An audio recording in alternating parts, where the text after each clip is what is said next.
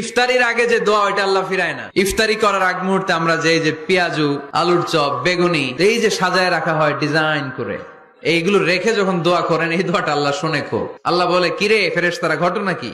এত খাবার কেন? আল্লাহ রোজা রাখছে। কি চায়? আল্লাহ ক্ষমা চায়। তো খায় না যে তৃষ্ণার, তো আল্লাহ আপনার ভয়।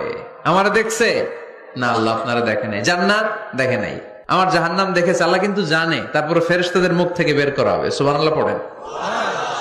আমার জাহান্নাম দেখেছে কিনা বলো। ফেরেশতারা বলে, না জাহান্নাম দেখে নাই। আমার জান্নাত দেখেছে কিনা বলো। জান্নাতও দেখে নাই, আপনারেও দেখে নাই। আল্লাহ এবার খুশি হয়ে যাবে। আমার খুশির জন্য আমার ভয়ে তৃষ্ণার্ত ক্ষুধার্ত সামনে খাবার হাত বাড়ালেই খেতে পারে, আমার ভয়ে খায় না।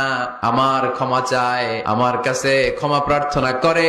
এখন আমার বান্দা যা দোয়া করবে, বান্দার সব দোয়া আমি কবুল করে নেব।